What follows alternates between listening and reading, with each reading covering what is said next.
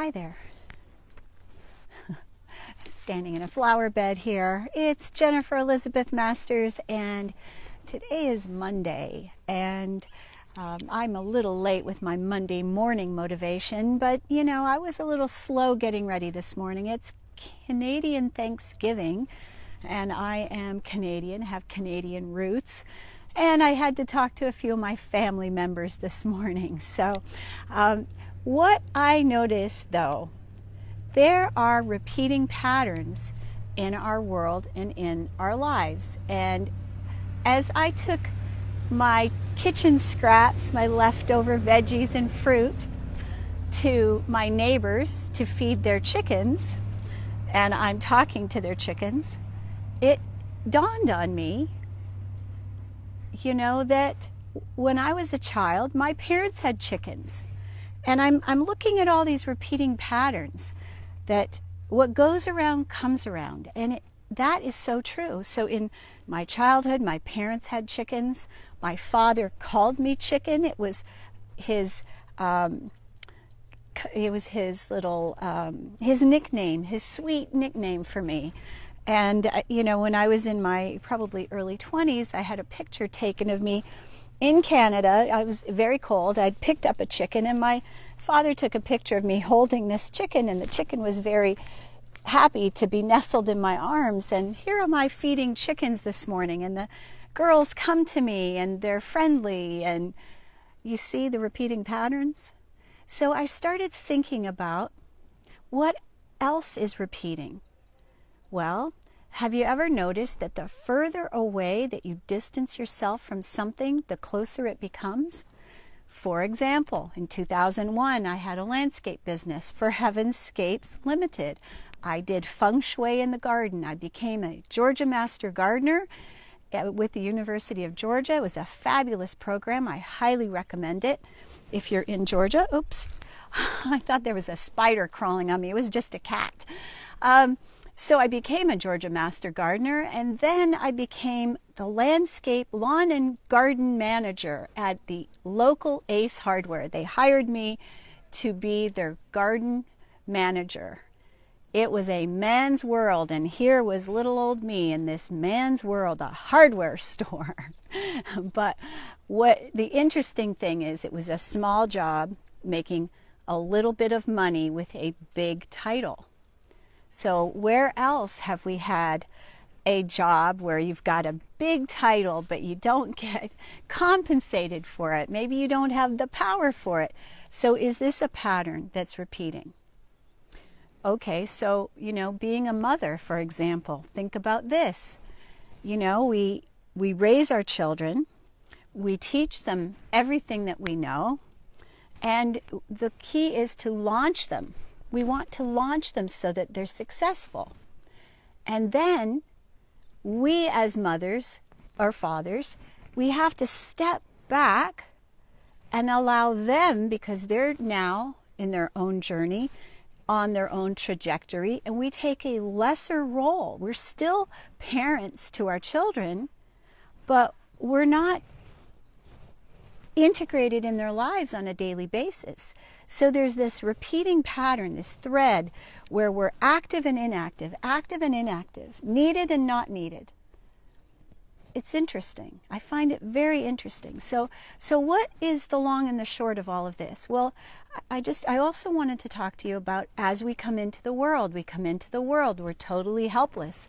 We're totally dependent on our mothers to take care of us, to feed, clothe, bathe, change our diapers.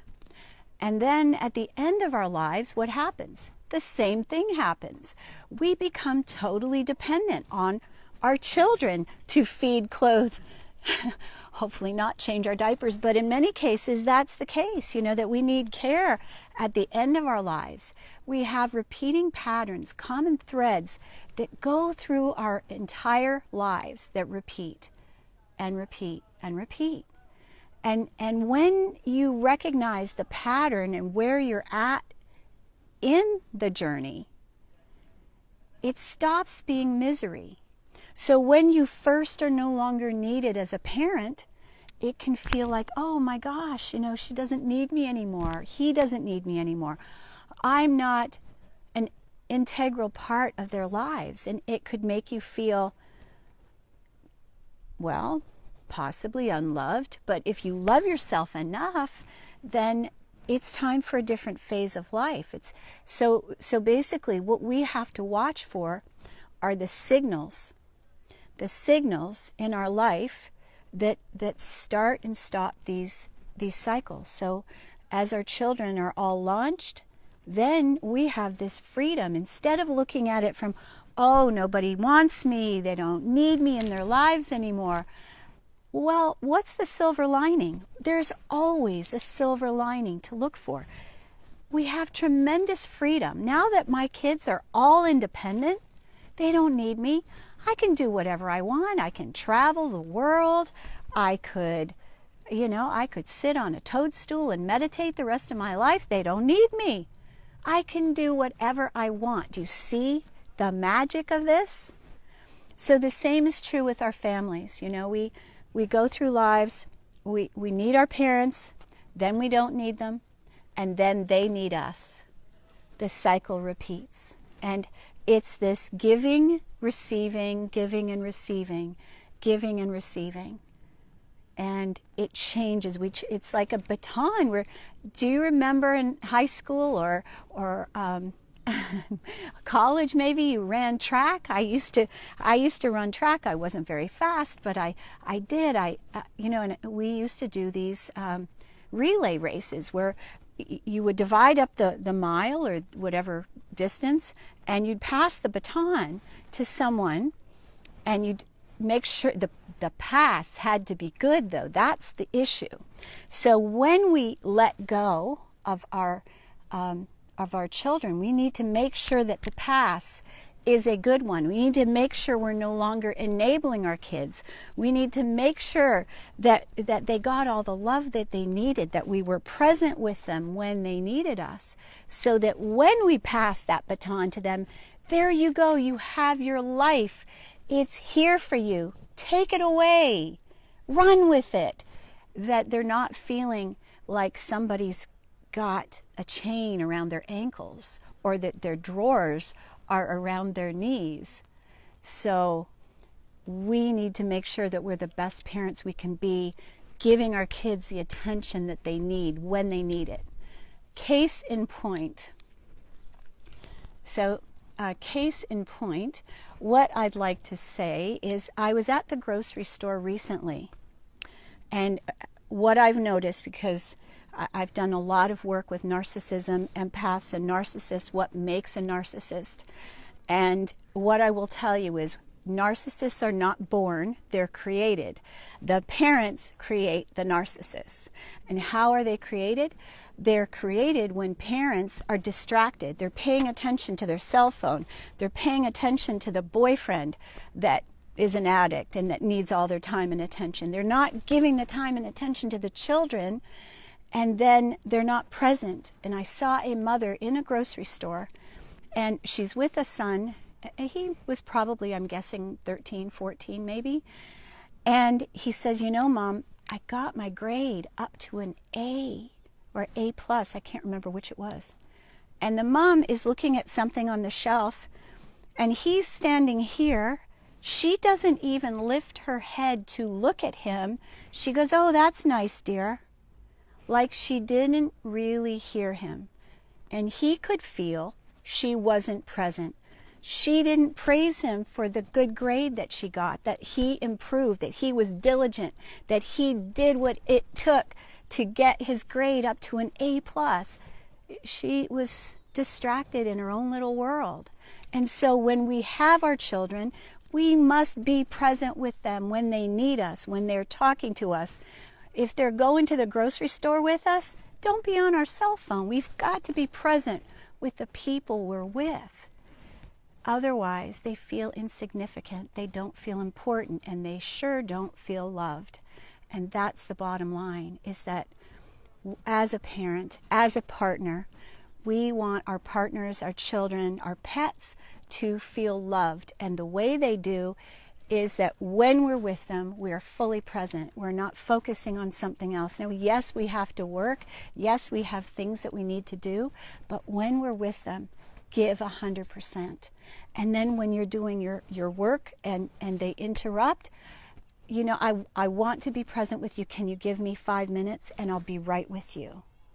But acknowledge the interruption without, you know, feeling indifferent or ignoring them or, you know, go away kind of thing. You want them to know that you love them. So this Monday Mania, it is what goes around comes around. I'm going to bring it back full circle. What goes around comes around. Eventually, those children that we ignored, that we put on ignore, that we weren't present with, are eventually going to be taking care of us and changing our diapers. So, do you want them to put you away in a home and lock us there, throw away the key kind of thing? No. So, with the people that we're with, be with them. Be with them fully. You're playing trivia, be with them fully. Don't be on your cell phone. Don't be thinking about other things. If you're at the Vine and you're dancing and you're singing, be there 100%. Give it your all. And then when you go to sleep, make sure you're able to turn off that mind. Give your sleep your all. So it is a pass the baton fully. Be fully present while you're running the race. Do your best at whatever it is that you're doing. And know, if you were a chicken when you were a child, there may be chickens in your future, like mine. So what chickens in my childhood with my family, and now there's chickens across the street. And I'm getting eggs, fresh eggs, sometimes with double yolks. So there's the yolk for you. The yolk of the day is that sometimes there will be 2 yolks in your egg. Enjoy it. Remember, life, it's not a sprint, it's a marathon.